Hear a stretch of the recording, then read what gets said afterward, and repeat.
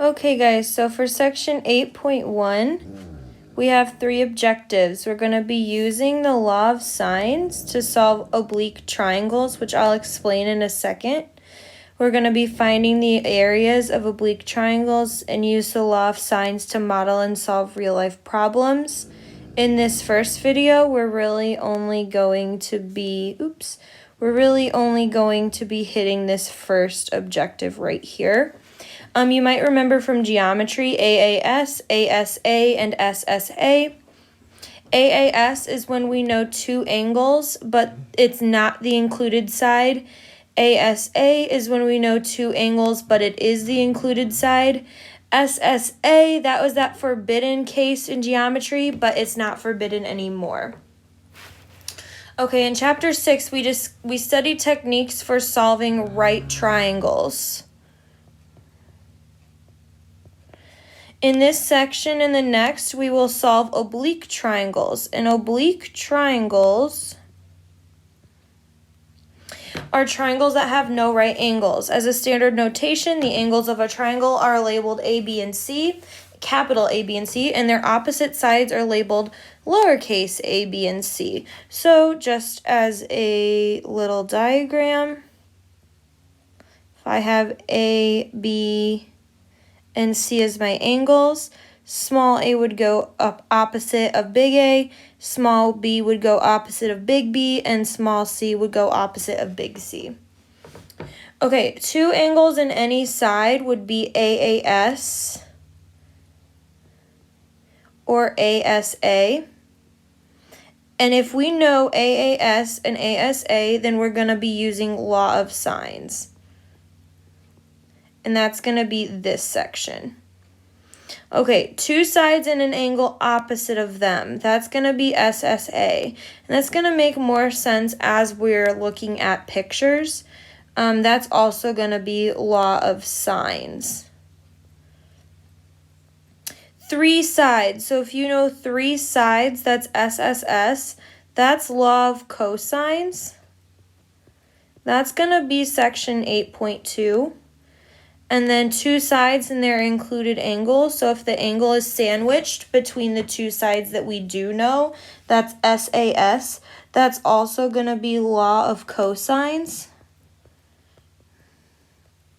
So 3 and 4 are going to be section 8.2.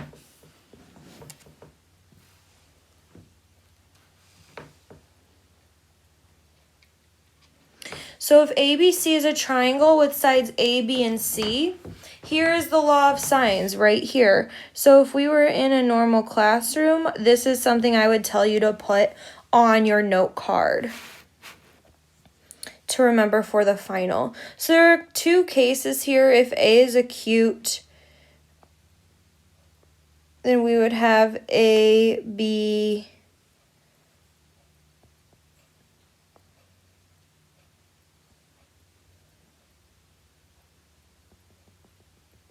this would be the height. Remember, the height always has to be perpendicular.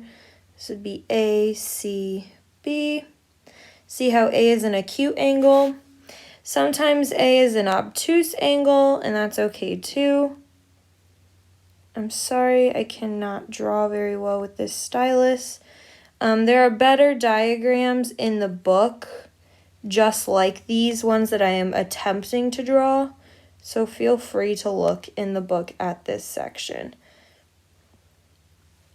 When we have an obtuse angle like this, I just want you to know that the height is actually on the outside of the triangle, like this. That's how we obtain the height. Okay, and then it's really important to know that the law of sines can also be written in the reciprocal form, because when we're solving, we want whatever our unknown is. So say our unknown is A and we want to be solving for A. We want to put that on the top, and you'll see why in a little bit. So say we're wanting to solve for angle A, we'd want to put sine A on the top. So that's why sometimes the reciprocal form is an important form to use. So we'll come up with an example of that maybe in the next video or 2 videos ahead. But just keep that in mind, that we can flip them all and still have an equivalent an equation. So let's jump into an example. So just some property of triangles to remember is, remember the largest side is always opposite the largest angle, and the medium side is opposite the medium angle, and the smallest side is opposite the smallest angle. So it's a good way to check your work at the end. I didn't draw the figures in here for you. They're in your book, so I'm going to sketch them out, and you can sketch them out if you'd like. For the triangle in figure 8.1, and that's on page 563, with C equals 102 degrees, B equals 29 degrees, and B equals 28 feet, find the remaining angle. So if we have our triangle, oh, that's really bad.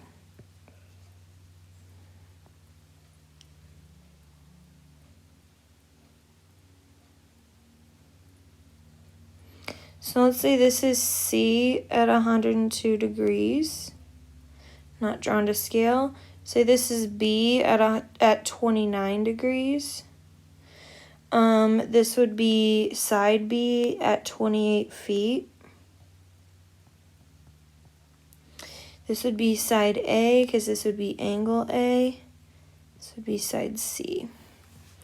Okay, so the easiest thing to do first would be to find the third angle, because we can find that using geometry. We can just take 180 minus the sum of the other 2 angles. So I'm sorry, my dog is growling at something. 102 plus 29. So when you do that, you should get that angle A is equal to 49 degrees.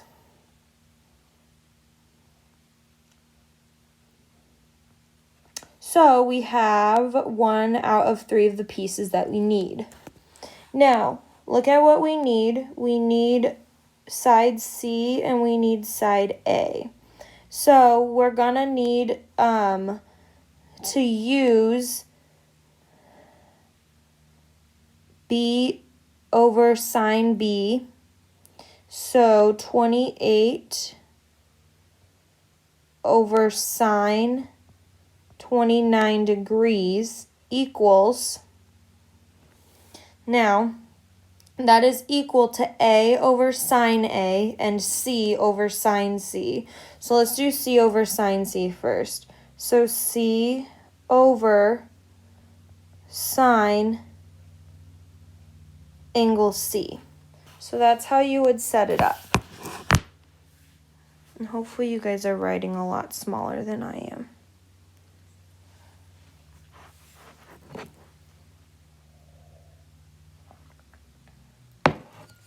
So look at what we need to isolate. We need to isolate this C right here. To do that, we would multiply by this sine 102 on both sides.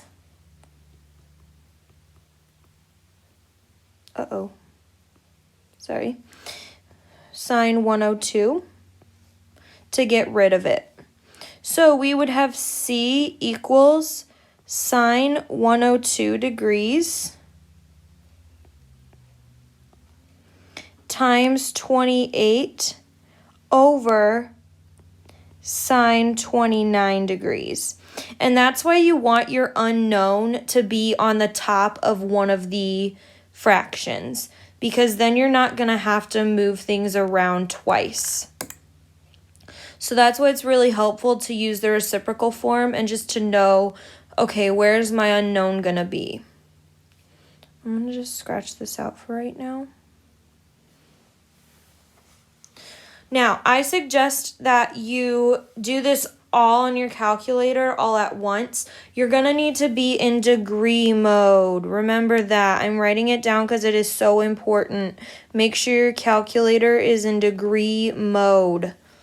What I do on my calculator is I enter this fraction in and hit enter, and then I don't round or anything. I multiply it by this and hit enter again, and then I get C equals about 56.49 feet.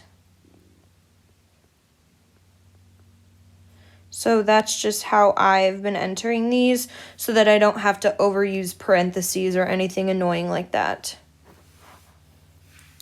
And then we're going to want to do the same thing with A. The reason I use the B fraction as my default is because it was both of our givens. And you can't mess that up then because they gave us both of those pieces of information. So I take 28 over sine 29 degrees equals A over sine 49 degrees. So we would multiply by sine 49 degrees.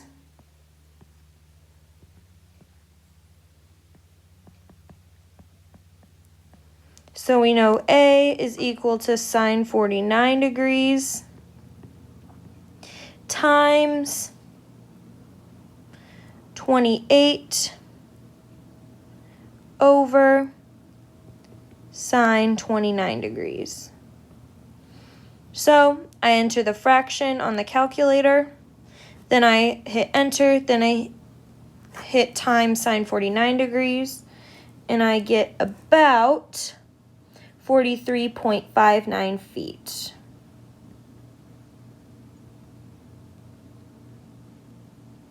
Which makes sense because C is my biggest angle, 102 degrees, and it was my biggest side. Then my next biggest angle was A, and it was my next biggest side. Then my smallest angle was B, and it was my smallest side. So pause me and try the try. And then I'm going to show the try. So for the triangle in figure 8.2, I'm going to draw it really quick. I'm going to draw it up here so we have some more room.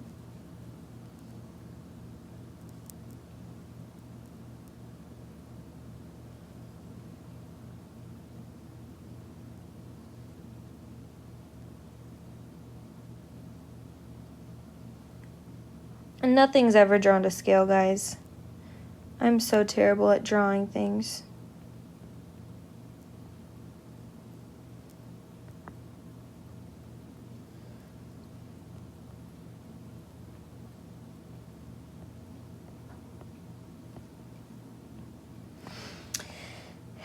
Okay, so again, super easy to find angle C. We just take 180 minus 30 plus 45.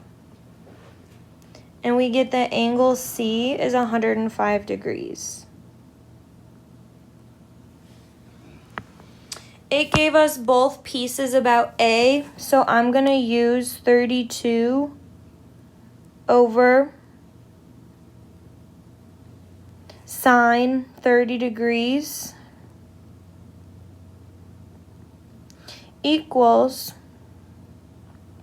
B over sine 45 degrees.